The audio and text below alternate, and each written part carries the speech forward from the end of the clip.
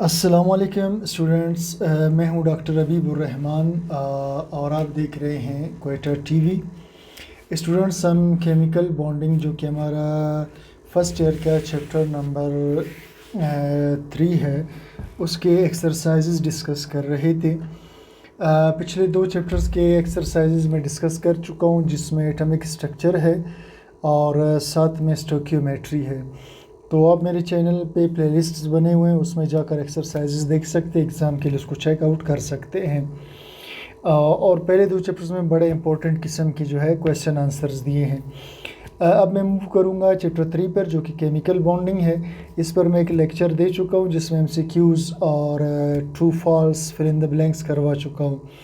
आज हम इससे आगे मूव करेंगे। आगे तो इसमें कोई ख़ास मज़े के क्वेश्चंस नहीं हैं, फिर भी मैं आपको बताता जाऊंगा कि कौन सा यहाँ पर करने वाला क्वेश्चन है वो मैं आपसे डिस्कस कर लूँगा। और बाकी आपसे रिक्वेस्ट है कि चैनल को सब्सक्राइब, लाइक और दोस्तों के साथ शेयर ज़रूर कीजिए। और मैं फ़िज़िकल क्लासेस लेता हूँ ओपल करॉन एकेडमी फैज़ मोहम्मद रोड पर, तो वहाँ तशरीफ़ लाई इंशाल्लाह। वहाँ आप जो एफएससी और एमडीकेट की क्लासेस मेरे साथ ले सकते हैं।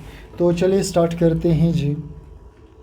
हमारा जो है लेक्चर केमिकल बॉन्डिंग के चैप्टर का आज लेक्चर 2 होने वाला है। और लेक्चर 2 में हम स्टार्ट करेंगे अपने सवालात जो है क्वेश्चन नंबर 4 से। तो चलिए जी, मैं सवालात पढ़ता हूँ और आपके साथ इनको डिस्कस करता हूँ। सबसे पहला सवाल है क्वेश्चन 4 में, discuss the basic features of VSEPR theory. अच्छा, वेस्पर थ्योरी के बेसिक फीचर्स डिस्कस करें। अच्छा, ये क्वेश्चन हम नहीं करेंगे, वजह ये है कि ये क्वेश्चन हम कर चुके हैं। ठीक है, केमिकल बॉन्डिंग का पूरा चैप्टर मेरे चैनल पर मौजूद है, आप वहाँ जाकर बड़े आराम से सारा देख सकते हो। ठीक है जी।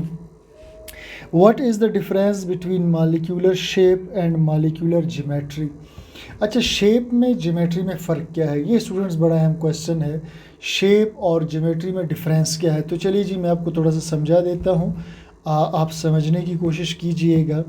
अच्छा जी बेटा जी, एक होता है शेप, ठीक है जी, एक होता है शेप और एक होता है जियोमेट्री। थोड़ा सा डिफरेंस है इसके अंदर, आप इसे समझने। आमतौर पे हम शेप की जगह ज्योमेट्री और ज्योमेट्री की जगह शेप का लफ्ज़ यूज़ करते हैं, कोई मसला नहीं है, लेकिन बेसिकली इस दोनों में फ़र्क है। वो फ़र्क क्या है उसको हम देखते हैं। शेप बेटे जी जो है, फ़र्ज़ करते हैं मैं कहता हूँ जी मेरे पास है अमोनिया जिसमें 3 हाइड्रोजन के एटम्स जुड़े होते हैं और एक इधर लोन पेयर ऑफ इलेक्ट्रॉन है। सही है, इसी को मैं दोबारा ड्रा कर लेता हूँ जी। ये मैंने इसको ड्रा कर लिया। अच्छा, अब देखिए दोनों ही अमोनिया के स्ट्रक्चर है। सही, अब शेप की जब हम डिस्कशन करते हैं तो शेप में हम लोन पेयर ऑफ इलेक्ट्रॉन को काउंट नहीं करते। ठीक है जी, lone pair of electron shape में काउंट नहीं होता। तो शेप में क्या चीज़ काउंट होता है जी? शेप में सिर्फ बॉन्ड पेयर्स को काउंट करते हैं। तो अगर आप इसके बॉन्ड पेयर्स देखेंगे तो 1, 2 और 3, आपको 3 बॉन्ड पेयर्स नज़र आएंगे, यानी 3 एटम्स जुड़े हुए नज़र आएंगे। इसके हिसाब से इसका अगर हम शेप बनाएंगे तो ये शेप एक ट्राइगोनल शेप बनेगा। ठीक है जी, ट्राइगोनल शेप बनेगा। लेकिन अगर हम यहाँ देखें ट्राइगोनल पायरामिडल, क्योंकि यहाँ से ऐसे जाएगा तो ये ट्राइगोनल पायरामिडल शेप बनेगा। ठीक, अच्छा, दूसरी तरफ अगर ज्योमेट्री की बात करें तो ज्योमेट्री में आप लोन पेयर को भी काउंट करते हो, यानी एक आपके पास बॉन्ड पेयर इधर, एक इधर, एक इधर और एक आपके पास इधर आ जाएगा। तो अब अगर इस शेप को मैं देखूं तो ये मुझे टेट्राहेड्रल मिल रहा है। ज्योमेट्री मुझे क्या मिल रहा है जी? टेट्राहेड्रल। और शेप मुझे मिल रहा था ट्राइगोनल प्लेनर। शेप मुझे मिल रहा था ट्राइगोनल प्लेनर और ज्योमेट्री मुझे मिल रहा है टेट्राहेड्रल। तो ये फ़र्क है दोनों के अंदर। उम्मीद है आप समझ गए होंगे। आगे चलते हैं जी, आगे चलते हैं क्वेश्चन 4 के अंदर। अच्छा, क्वेश्चन 4 का बी पार्ट भी हो गया। अब मैं क्वेश्चन 5 पे जा रहा हूँ। ठीक है, why the magnitude of repulsion increases in the following order. अच्छा, कहते हैं जी बॉन्ड पेयर में सबसे कम रिपल्जन है, फिर बॉन्ड पेयर लोन पेयर में ज़्यादा, लोन पेयर में सबसे ज़्यादा। बेटा जी लोन पेयर चूँकि प्योर इलेक्ट्रॉन्स हैं तो इनमें रिपल्जन ज़्यादा होगा। बॉन्ड पेयर लोन पेयर में एक प्योर पेयर ऑफ इलेक्ट्रॉन है, एक बॉन्डिंग में है। तो बॉन्डिंग वाला चूँकि आपस में बिजी है लिहाजा वो रिपल्जन में ज़्यादा काम नहीं रखता, लोन पेयर से रिपल्जन में ज़्यादा काम रखेगा। और जब बॉन्ड पेयर होंगे तो सारे इलेक्ट्रॉन्स खुद ही बॉन्डेड होंगे, तो फिर वो जो है बॉन्डिंग ज़्यादा वो रिपल्जन पे ज़्यादा वो फोकस नहीं करते उनके, ठीक है, या रिपल्जन के लिए उनके पास इतनी एनर्जी नहीं रहती। नेक्स्ट है जी the geometry of CH4 is tetrahedral. CH4 का जो ज्योमेट्री है, CH4 जिसे हम मीथेन कहते हैं, ठीक है जी, CH4 का ज्योमेट्री टेट्राहेड्रल है। वाइल दैट ऑफ NH3 है, सॉरी, NH3 इज़ पायरामिडल, पता नहीं मिठा हुआ है ठीक से मुझे नज़र नहीं आ रहा। एज बोथ मालिक्यूल्स है 4 इलेक्ट्रॉन पेयर्स। और कहते हैं जी NH3 का शिकल पायरामिडल है, जबकि दोनों में 4 इलेक्ट्रॉन के पेयर्स है। बिल्कुल ठीक है जनाब, इसमें एक इलेक्ट्रॉन पेयर इधर है, एक इधर है, एक इधर है, एक इधर, तो इसमें 4 इलेक्ट्रॉन पेयर्स हैं। इसके मुकाबले में इधर आ जाए जी 1 2 3 4, इसमें भी 4 इलेक्ट्रॉन पेयर्स है। लेकिन बात ये कि ये सारे बॉन्ड पेयर्स है जिसकी वजह से कोई रिपल्जन नहीं है, तो रेगुलर टेट्राहेड्रल शेप बन रहा है। यहाँ मसला ये होता है कि ये इलेक्ट्रॉन इस बॉन्ड पेयर को भी ये जो इलेक्ट्रॉन है जिसे मैं गाढ़ा करके बना रहा हूँ, ये इलेक्ट्रॉन इस बॉन्ड पेयर को भी रिपेल करते हैं और इसको भी रिपेल करते हैं। तो इसके रिपल्जन की वजह से शिकल थोड़ा सा अंदर की तरफ दब जाता है, ठीक है जी। अब शिकल को होना ऐसे चाहिए लेकिन वो रिपल्जन की वजह से थोड़ा टेढ़ा हो जाता है, ऐसे अंदर की तरफ दब जाता है। होना ऐसे चाहिए था लेकिन वो दब जाता है, ठीक है जी। तो इस वजह से वो ऐसा पिरामिड की शेप इख्तियार कर लेता है। चलो जी आगे चलते हैं जनाब। क्वेश्चन नंबर 5 का बी पार्ट है, the molecules of boron trifluoride and aluminium chloride have planar try angular geometries. कहते हैं जी BH3, ये BF3 है, सॉरी BF3 और एल्युमिनियम क्लोराइड ये दोनों ट्राइगोनल ज्योमेट्रीज रखते हैं, while the molecules of NH3 PCl3 have trigonal pyramidal geometries. As in all of these molecules, the central atom is bonded with 3 atoms. अच्छा जी, simple सी बात है, बहुत ही सादा बात है। वो ये पूछ रहा है कि जी एक तरफ हमारे पास बोरोन ट्राईफ्लोराइड है, और एक तरफ हमारे पास है एल्युमिनियम ट्राईक्लोराइड, और दूसरी तरफ हमारे पास है क्या पूछ रहा था अगला जी, NH3, और दूसरी तरफ हमारे पास NH3 है, और साथ में जनाब एक और भी उसने कहा था, जी किधर गया, PCl3, ठीक है जी, PCl3, ठीक है जी। इसको मैं दोबारा से बना लेता हूँ, PCl3। अब सवाल वो ये पूछ रहा है कि इसमें भी 3 एटम्स जुड़े हैं, इसमें भी 3, ये दोनों ट्राइगोनल शेप रखते हैं, लेकिन इसमें भी 3 एटम है, ये ट्राइगोनल क्यों नहीं रखता? तो बेटा जी इसका मतलब, इसकी वजह ये है कि इसमें लोन पेयर ऑफ इलेक्ट्रॉन है, इधर नाइट्रोजन के पास लोन पेयर है, इधर फास्फोरस के पास। इस लोन पेयर की वजह से चूँकि रिपल्जन होती है तो शेप जो है पिरामिडल टाइप की बन जाती है। नेक्स्ट पे चलते हैं, question 7, predict the shapes of the following species having according to VSEPR theory. अच्छा जी, ये कुछ मॉलिक्यूल्स दिए हैं, वो कहते हैं इसका शेप बताओ वेस्पर थ्योरी के कॉन्सेप्ट से। तो बड़ा सिंपल से जी, पहला है BeCl2, यानी सेंट्रल एटम के साथ 2 चीज़ें जुड़ी हैं, तो बेटा जी BeCl2 का शेप होगा लीनियर, ठीक है। जिंक क्लोराइड, इसका भी शेप होगा लीनियर। अच्छा, एल्युमिनियम क्लोराइड अभी मैंने डिस्कस किया, इसका शेप क्या होगा जी, ट्राइगोनल प्लेनर। PCl3 का शेप क्या होगा जी, PCl3 का शेप जो है अभी मैंने डिस्कस किया, सॉरी एल्युमिनियम क्लोराइड का ट्राइगोनल होगा, प्लेनर नहीं, ट्राइगोनल प्लेनर होगा बिल्कुल। PCl3 का शेप जो है ये ट्राइगोनल पिरामिडल होगा, ठीक है, ये प्लेनर नहीं होगा ट्राइगोनल, बल्कि ट्राइगोनल पिरामिडल होगा, पिरामिड की तरह थोड़ा सा टेढ़ा सा रहेगा। सिलिकॉन टेट्राहाइड्राइड, इसका शेप जो है ये मीथेन की तरह टेट्राहाइड्रल होता है। CHCl3 ये भी टेट्राहाइड्रल होता है जी। PH3 PH3 trigonal pyramidal shape रखता है क्योंकि P में जो है 3 H लगे होते हैं और ऊपर एक लोन पेयर है, तो ये ट्राइगोनल पैरामिडल होगा। और आर्सेनिक ट्राइफ्लोराइड, आर्सेनिक पर भी चूँकि लोन पेयर ऑफ इलेक्ट्रॉन रहता है, तो अच्छा आर्सेनिक किस ग्रुप से ताल्लुक़ रखता है जनाब? हाँ, तो नाइट्रोजन की फैमिली से है आर्सेनिक, ठीक है। तो आर्सेनिक पर भी जो है लोन पेयर ऑफ इलेक्ट्रॉन रहेगा, सही है जी।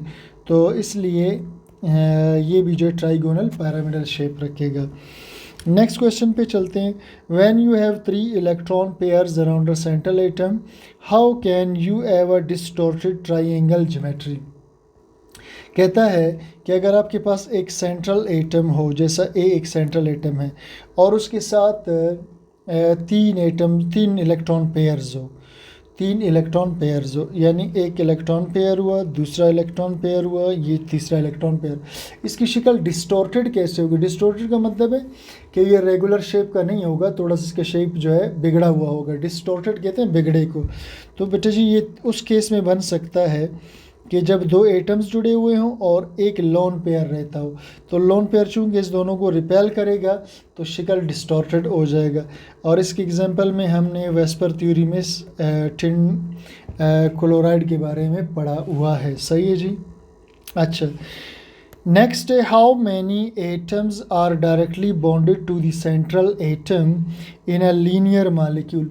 अच्छा, लीनियर मॉलिक्यूल में कितने एटम्स डायरेक्टली सेंट्रल एटम से जुड़े होते हैं? तो लीनियर में 2 जुड़े होते हैं, टेट्राहेड्रल में 4 जुड़े होते हैं, और ऑक्टाहेड्रल में 6 जुड़े होते हैं, ठीक है जी। मैं एक ऑक्टाहेड्रल का एग्जांपल यहाँ लिख लेता हूँ, जैसे सल्फ़र हेक्साफ्लोराइड, ठीक है जी। ये 1 2 3 4, और एक एटम इसमें पीछे की जानिब होगा और एक एटम इसमें आगे की जानिब होगा, तो ये ऑक्टाहेड्रल शेप बनाएगा सल्फ़र हेक्साफ्लोराइड, ठीक है जी। क्वेश्चन नंबर 10 है what do you know about bond pair and loan pair of electrons? Bond pair उस पेयर को कहते हैं जो 2 एटमों के दरमियान जुड़ा हुआ हो, जो 2 एटम्स के बीच में, उसे बॉन्ड पेयर कहेंगे। और लोन पेयर ये हमेशा एक ही एटम के ऊपर होता है और ये नॉन बॉन्डिंग इलेक्ट्रॉन्स होते हैं, ठीक है जी। इसको हम कहते हैं, इस नॉन बॉन्डिंग इलेक्ट्रॉन्स को हम कहते हैं लोन पेयर, ठीक है जी। 11 पे आते हैं। Is it possible for hydrogen to form double और triple covalent bond in a molecule? क्या हाइड्रोजन डबल या ट्रिपल बॉन्ड बना सकता है? जी बिल्कुल नहीं बना सकता, क्योंकि हाइड्रोजन में सिर्फ एक ही इलेक्ट्रॉन है, तो वो एक ही बॉन्ड बना सकता है, ठीक है जी। नेक्स्ट है define the term resonance, explain the important aspects of resonance with reference to ozone. अच्छा जी बेटा जी, ये सवाल हमारे केमिकल बॉन्डिंग के चैप्टर में है, रेजोनेंस में, आप वहाँ से जाकर पढ़ लीजिए। क्वेश्चन 13 है the resonance concept is sometimes described by the analogy to a mule. कहते हैं रेजोनेंस को कभी कभी ये मुशाबियत देते हैं म्यूल के साथ। म्यूल कहते हैं खच्चर को। अच्छा, खच्चर क्या होता है बेटे जी? ये जो जिसे हम गधा कहते हैं, डंकी, ठीक है। अगर गधे को और घोड़े का क्रॉस कराया जाए, ठीक है, हम जानते हैं बायोलॉजी में जो है क्रॉस किसको कहते हैं, यानी गधे और घोड़े को अगर आपस में मिलाया जाए तो उनसे जो बच्चा पैदा होगा, उनका जो बच्चा होगा वो म्यूल कहलाएगा, जिसे हम उर्दू में खच्चर कहते हैं। तो खच्चर असल में 2 जानवरों का कम्बिनेशन है, हाइब्रिड है, इसको हाइब्रिड बोला जाता है। तो रेजोनेंस का कॉन्सेप्ट भी हाइब्रिड की तौर पर यूज़ होता है, हाइब्रिड के लिए इस्तेमाल किया जाता है। अच्छा जी, आगे चलते हैं जी। Which a cross between a horse and donkey, बहरहाल मैंने बता दिया आपको। 14 पे describe the salient features of valence bond theory, ये हमारे चैप्टर में केमिकल बॉन्डिंग में मौजूद है, आप वहाँ से पढ़ लीजिएगा। 15 why chemical bonds are found, chemical bonds क्यों बनते हैं, ये भी हमारे लेक्चर्स में मौजूद है केमिकल बॉन्डिंग के चैप्टर में। Distinguish between sigma and pi bond. अच्छा, सिग्मा बॉन्ड जो है लीनियर ओवरलैप से बनता है आर्बिटल्स के। आर्बिटल्स जब लीनियर ओवरलैप करते हैं तो इससे सिग्मा बॉन्ड बनता है, लेकिन अगर आर्बिटल्स जो है पैरेलल ओवरलैप करें तो इससे जो बॉन्ड बनेगा उसे हम कहते हैं पाई बॉन्ड, ठीक है। बहरहाल ये चैप्टर के अंदर मौजूद भी है केमिकल बॉन्डिंग में, आप वहाँ से इसे डिटेल में भी देख लीजिएगा। क्वेश्चन 16 है explain the structure of hydrogen fluoride and nitrogen molecule according to valence bond theory. Structure HF का और नाइट्रोजन का आप वैलेंस बॉन्ड थ्योरी की मदद से एक्सप्लेन करें, ठीक है जी। तो एच एफ का स्ट्रक्चर, बेटे जी एच एफ का स्ट्रक्चर सिंपली जो है एक लीनियर स्ट्रक्चर होता है, और लीनियर स्ट्रक्चर और इसमें कोई बॉन्ड एंगल नहीं बनता, ये बात याद रखिए। जब दो एटम्स आपस में जुड़े हो तो उनमें बॉन्ड एंगल नहीं बनता। नाइट्रोजन भी जो है, नाइट्रोजन एक ट्रिपली बॉन्डेड मॉलिक्यूल है और ये भी लीनियर शेप रखता है। तो चूँकि अच्छा जी, एक तो ये बात हो गई। दूसरी बात ये होगी कि वैलेंस बॉन्ड थ्योरी जो है हमें कहता है कि जी इसकी आप हाइब्रिड इसका जो है इसका जो है आप हमें बॉन्डिंग बताएं। तो जी हाइड्रोजन के अंदर जो है, हाइड्रोजन में एक ही इलेक्ट्रॉन है, एक हाफ फिल्ड ऑर्बिटल है, और फ्लोरीन के अंदर जो है एक पी हाफ फिल्ड ऑर्बिटल होता है। तो ये दोनों ऑर्बिटल्स आपस में मिलते हैं और एच एफ का मॉलिक्यूल बनता है। इसके मुकाबले में नाइट्रोजन में जो है, नाइट्रोजन में पहले एक नाइट्रोजन का एक ऑर्बिटल दूसरे नाइट्रोजन के ऑर्बिटल से मिल करके एक सिग्मा बॉन्ड बनाएगा, फिर एक नाइट्रोजन के पी वाई दूसरे के पी वाई से मिल के पाई बॉन्ड बनाएगा, फिर अगला एक पी जेड नाइट्रोजन का दूसरे के पी जेड से मिल के एक और पाई बॉन्ड बनाएगा। इस तरह नाइट्रोजन के दरमियान एक सिग्मा और दो पाई बॉन्ड्स बन जाते हैं। VBT ये कहता था। ठीक है जी, नेक्स्ट है जी, Why is it not possible for an isolated atom to exist in a hybridized state? अच्छा, क्यों कोई एटम जो है तन्हा एटम हाइब्रिडाइज्ड स्टेट में नहीं रहता? अच्छा जी, देखिए जी, जब भी हाइब्रिडाइजेशन क्यों किया जाता है? स्टेबल होने के लिए। ठीक है जी। अच्छा, जब स्टेबल होने के लिए ज़रूरी होता है कि कोई और एटम करीब आ जाए, तब इस स्टेबिलिटी जुड़ने के बाद स्टेबिलिटी आएगी। तो तन्हा एटम चूँकि किसी के साथ जुड़ नहीं रहा है, तो इस वजह से वो हाइब्रिडाइजेशन नहीं करता। और हाइब्रिडाइजेशन एटम्स इसलिए करते हैं ताकि मोस्ट स्टेबल स्टेट की तरफ चले जाएं। ठीक है जी। तो जब तक एटम तन्हा होता है, किसी के साथ जुड़ा ही नहीं होता, तो उसमें हाइब्रिडाइजेशन का कॉन्सेप्ट नहीं पाया जाता। ठीक है जी।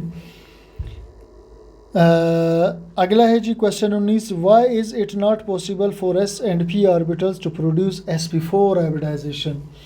अच्छा, एस और पी ऑर्बिटल्स sp4 हाइब्रिडाइजेशन क्यों नहीं करते? तो वजह ये है कि एक s ऑर्बिटल होता है और किसी भी एटम में टोटल 3 p ऑर्बिटल्स होते हैं, px, py, pz। तो ये जब भी s और 3 p मिलेंगे तो sp3 बनेगा। अगर एक s और 4 p होते तो फिर sp4 बनता, और 4 p तो होते ही नहीं है, px, py, pz पर p ऑर्बिटल्स ख़त्म हो जाते हैं, लिहाजा ये बन ही नहीं सकता। ठीक है जी। अच्छा, तो what do you know about the rules for hybridisation of orbitals? Hybridisation of orbitals के लिए क्या रूल्स होते हैं? ठीक है जी, ये हमारा आज के लेक्चर का लास्ट क्वेश्चन होने वाला है, क्योंकि लेक्चर बड़ा हो गया है। तो नेक्स्ट लेक्चर में इंशाल्लाह मैं इसको कवर करूँगा। तो हमारा लास्ट टॉपिक है जी, हाइब्रिडाइजेशन के रूल्स क्या हैं। तो जनाब पूछता है जी हाइब्रिडाइजेशन के रूल्स क्या है? तो जनाब हाइब्रिडाइजेशन के काफ़ी रूल्स है, जिसमें पहला रूल ये है हाइब्रिडाइजेशन का, मैं यहाँ थोड़ा सा आपको ज़रा एक्सप्लेन करने की कोशिश करता हूँ कि हाइब्रिडाइजेशन के क्या क्या रूल्स हैं। ठीक है जी। अच्छा, हाइब्रिडाइजेशन के रूल्स में एक रूल तो ये है, ठीक है जी, कि सेंट्रल जो एटम होगा, ठीक है, सेंट्रल एटम जो होगा हाइब्रिडाइज वो करेगा, सारे एटम्स हाइब्रिडाइज नहीं करते। मिसाल के तौर पर अगर हम मीथेन को देखते हैं, ठीक है जी, तो इस मीथेन में सिर्फ इस मीथेन में सिर्फ ये सेंट्रल एटम है, तो ये हाइब्रिडाइजेशन करेगा, बाकी हाइब्रिडाइजेशन नहीं करते। अच्छा, दूसरी बात जो है, हाइब्रिडाइजेशन जो है बॉन्डिंग के वक्त होती है, सही है जी, यानी बॉन्डिंग से ज़रा देर पहले हाइब्रिडाइजेशन होती है। ठीक है जी, हाइब्रिडाइजेशन जो है just before bonding, just before bonding ये होती है, और अगर बॉन्डिंग ना हो रहा हो तो हाइब्रिडाइजेशन का कोई कॉन्सेप्ट अप्लाई नहीं होता, याद रखिएगा। ठीक है। तीसरी बात, सिमिलर और अच्छा जी, जो एटॉमिक ऑर्बिटल्स होते हैं, ठीक है, एटॉमिक ऑर्बिटल्स सिर्फ वो हाइब्रिडाइजेशन करते हैं। चौथी बात, एम्प्टी ऑर्बिटल्स वो भी हाइब्रिडाइजेशन कर सकते हैं। फील्ड ऑर्बिटल्स वो भी हाइब्रिडाइजेशन कर सकते हैं, और फील्ड ऑर्बिटल्स वो भी हाइब्रिडाइजेशन कर सकते हैं। तो हाइब्रिडाइजेशन हर किस्म के एटम्स कर सकते हैं। इस तरह बहुत सारी बातें हैं। बस यहाँ पर मैं अपने लेक्चर को वाइंड अप कर रहा हूँ। नेक्स्ट लेक्चर में इंशाल्लाह हम क्वेश्चन 21 से आगे कंटिन्यू करेंगे। Thank you for watching.